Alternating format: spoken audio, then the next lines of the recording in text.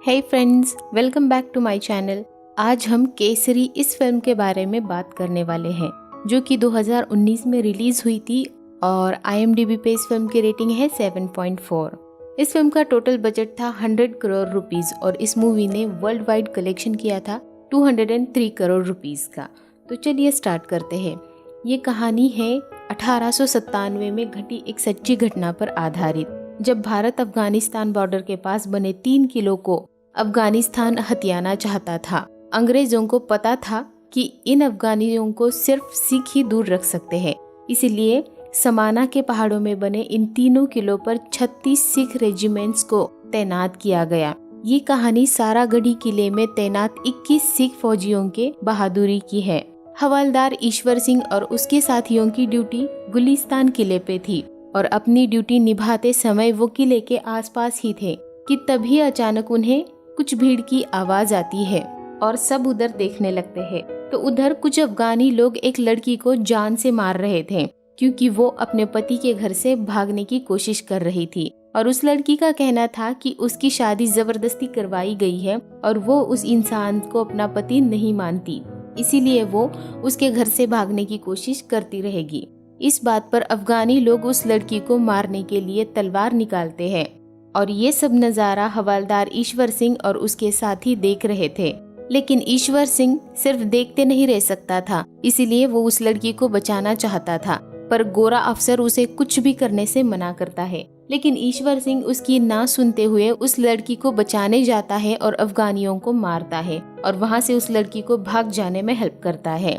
उस समय तो अफगानी लोग काफी कम तादाद में होने के कारण वहाँ से भाग जाते हैं, पर जल्दी ही गुलिस्तान किले पर हमला करते हैं और फौजियों को मारते हैं। उस समय पे भी अफगानी कम तादाद में होने की वजह से वहाँ से उन्हें भागना पड़ता है, पर ये एक बड़े बगावत की शुरुआत थी।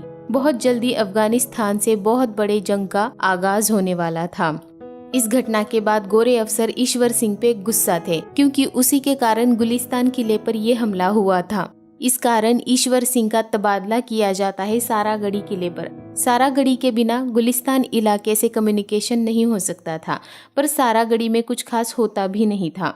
फिर अफसर के कमरे से बाहर आने के बाद बाहर एक दूसरा अफसर काम कर रहा था और ईश्वर सिंह उसे देखकर सैल्यूट नहीं करता, इसीलिए वो अफसर ईश्वर सिंह को जलील करता है और उसे 3 बार सैल्यूट करके हर बार उस अफसर से माफी मांगने के लिए कहता है और ये भी कहता है कि तुम्हारी देश की मिट्टी से डरपोक पैदा होते हैं और मुसीबत आने पर भाग जाते हैं, इसीलिए तुम लोग हमारे गुलाम हो। इस बात से ईश्वर सिंह का खून खौल उठता है, पर वो उस मौके पर कुछ भी नहीं कर सकता था और ईश्वर सिंह ठान लेता है कि मौका आने पर वो साबित कर दिखाएगा कि कौन डरपोक है और कौन भगोड़ा है।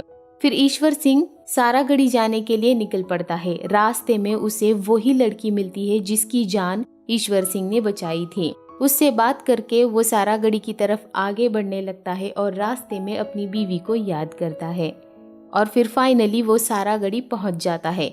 वहां जाने के बाद उसे बहुत ही अटपटा नजारा दिखता है। वहां के फौजी मुर्गे की कुश्ती लड़वा रहे थे। ज्यादातर फौजियों ने अपना यूनिफॉर्म भी नहीं पहना था। फिर उनको डिसिप्लिन सिखाने का जिम्मा अब ईश्वर सिंह का है और उनको सजा भी दी जाती है इस मौके पर, और उनकी सजा है 2 हफ्तों तक किसी को भी खाना ना देने की। फिर ईश्वर सिंह अपने काम में जुट जाता है। काम करते समय भी वो अपनी बीवी को बड़ी शिद्दत से याद करता है और इधर अफगानिस्तान में गोरों से और सिखों से लड़ने की साजिश रची जा रही है। अफगान के ढेरों कबीलों को इकट्ठा किया जा रहा है और इधर 2 दिन बाद ही ईश्वर सिंह सारे फौजियों की सजा माफ करता है और सबको खाना खिलाता है। इधर अफगान में 3 किलों पर हमला करने की पूरी योजना तैयार की जा रही है। पहला हमला सारागढ़ी किले पर होगा, दूसरा गुलिस्तान पर और तीसरा लॉकहार्ट किले पर होगा और ये तीनों किले एक ही दिन में फतेह करने की पूरी योजना तैयार की जा चुकी है और इस योजना में उनके साथ पूरे 10,000 अफगानी लोग होंगे, बंदूकों और तलवारें के साथ। फिर इनको पता चलता है कि इनका एक खबरी अफगानिस्तान के एक गांव में रहता है और वो कुछ समय से गायब है, तो उसे ढूंढने के लिए ईश्वर सिंह उस गांव में जाता है। पर वहां जाकर ईश्वर सिंह को कुछ और ही हकीकत पता चलती है और वो ये है कि गांव के सारे जवान जंग पे जा चुके हैं और सर्दियों से पहले गांव वालों को अपने घरों की मरम्मत करनी होगी और ये मरम्मत करने का काम सिर्फ बूढ़े और बच्चे कर रहे हैं। इसलिए ईश्वर सिंह उनकी मदद करने का फैसला लेता है और अगले दिन उनकी मदद के लिए उनके गांव में पहुंच जाता है और उसके पीछे पीछे बाकी सारे सिख फौजी भी आते हैं और उस गांव की मस्जिद की मरम्मत करवा देते हैं।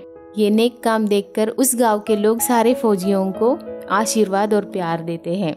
फिर अगले दिन 10,000 अफगानी सीधे सारागढ़ी की तरफ आगे बढ़ते हैं और ढोल बजा के जंग का आगाज करते हैं और सारागढ़ी किले पर सिर्फ 21 सिख तैनात हैं। इतना ही नहीं, सारागढ़ी किले पर उनकी मदद करने के लिए कोई भी बैकअप ट्रुप्स भी अंग्रेज नहीं भेज सकते क्योंकि अफगानियों ने उन्हें चारों ओर से घेर लिया है और आने वाली हर मदद को वहीं पे रोक रहे हैं। फिर लॉकहार्ट से एक मैसेज आता है कि उनकी मदद करने वो नहीं आ सकते, इसीलिए उनको किला छोड़कर भागने का हुक्म दिया गया है। पर सारे सिख फौजी भागना नहीं बल्कि लड़कर मरना पसंद करते हैं। भले ही सारागढ़ी को मदद ना मिले पर गुलिस्तान और लॉकहार्ट को भी मदद मिलने के लिए एक दिन लगेगा और अब ईश्वर और सारे सिख फौजियों का एक ही लक्ष्य है कि शाम तक इन अफगानियों को यहीं पे रोके रखना है। और अगर ऐसा हुआ तो कल तक लॉकहार्ट और गुलिस्तान को मदद मिल चुकी होगी और उन 2 किलों का ये 10,000 अफगानी कुछ भी नहीं बिगाड़ पाएंगे। इन सिख फौजियों के लिए ये जंग ये साबित करने का भी मौका है कि हिंदुस्तान की मिट्टी से डरपोक पैदा नहीं होते, हिंदुस्तान की मिट्टी से बहादुर पैदा होते हैं। वीर जवानों की रणभूमि है ये हिंदुस्तान। और ईश्वर सिंह भी अपने 20 साथियों के साथ ढोल बजा के जंग की शुरुआत करता है।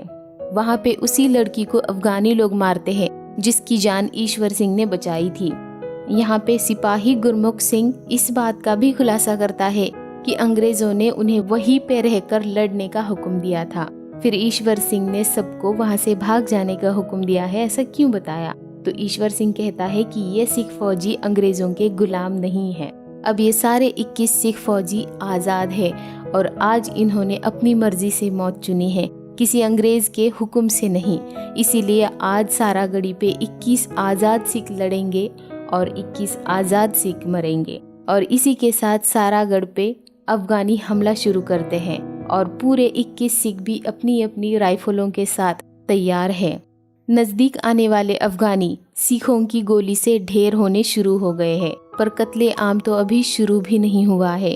अफगानी आगे बढ़ते जा रहे हैं और सिख उन्हें मारते जा रहे हैं। वहीं पे एक 19 साल का सिख फौजी भी है जिसने इससे पहले ना तो कोई जंग देखी है और ना ही कोई जंग लड़ी है।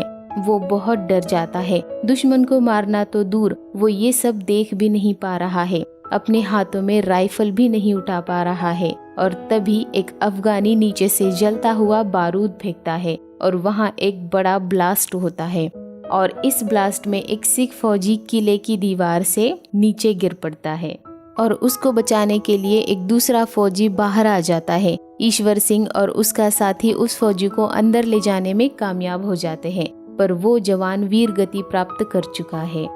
फिर अफगानी हमला रोककर बात करना चाहते हैं और ईश्वर सिंह भी बात करने के लिए आगे बढ़ता है, पर अफगानी कहते हैं कि जिंदा रहना है तो अभी भी समय है, यहाँ से निकल सकते हैं क्योंकि तुम्हारा मरना तो तय है। तो ईश्वर सिंह कहता है कि हम मरेंगे और लड़कर मरेंगे, लेकिन सारागढ़ी छोड़कर कहीं नहीं जाएंगे।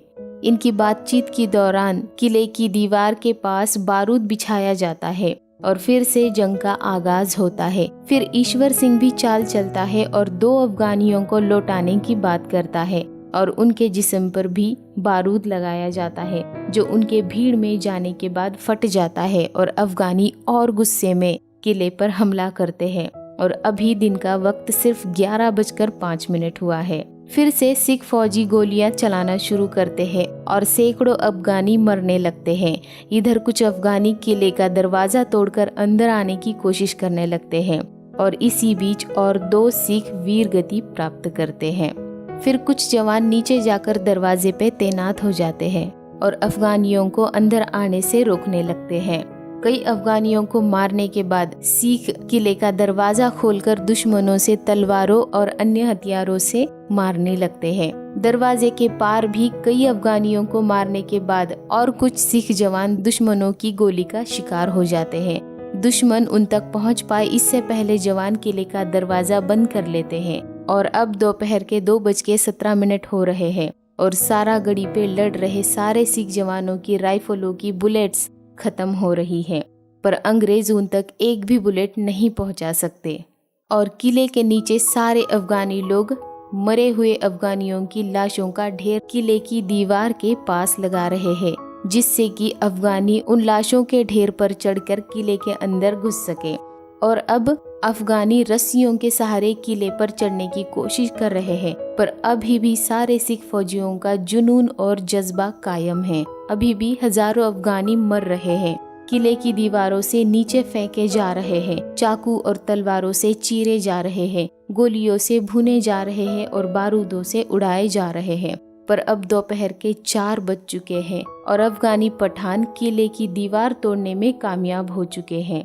और अब सिर्फ 3 फौजी और एक खाना बनाने वाला ही बचा है किले के अंदर। और एक बार फिर ईश्वर सिंह अपनी बीवी को याद करता है और हजारों अफगानियों से लड़ना शुरू करता है। टूटी दीवार और दरवाजे से अफगानी किले के अंदर दाखिल हो जाते हैं। ईश्वर सिंह की जलती तलवार हजारों को मारना शुरू कर चुकी है।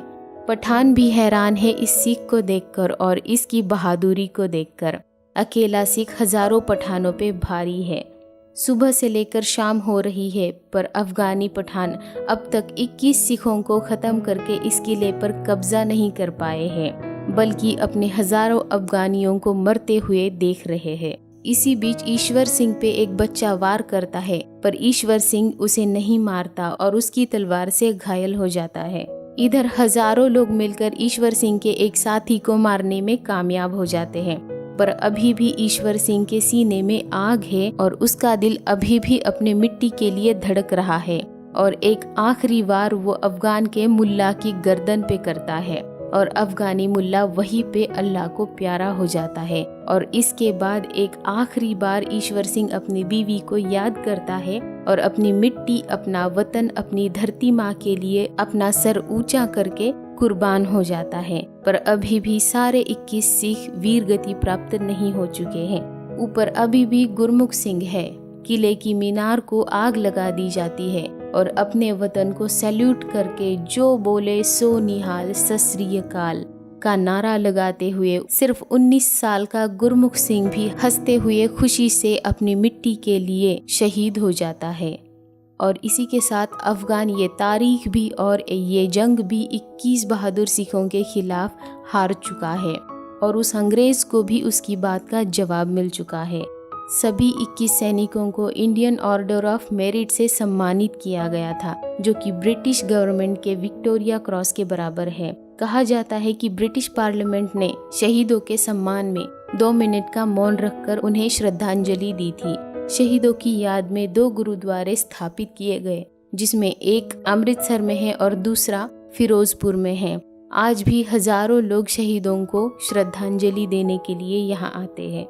इस फिल्म की स्टोरी आपको कैसी लगी कमेंट बॉक्स में ज़रूर बताइए और आप कौन सी फिल्म की स्टोरी जानना चाहते हैं ये भी बताइए। ऐसी ही और स्टोरीज सुनने के लिए चैनल को लाइक करिए, सब्सक्राइब करिए और शेयर भी करिए अपने फ्रेंड्स के साथ। And finally thanks for watching. Bye bye.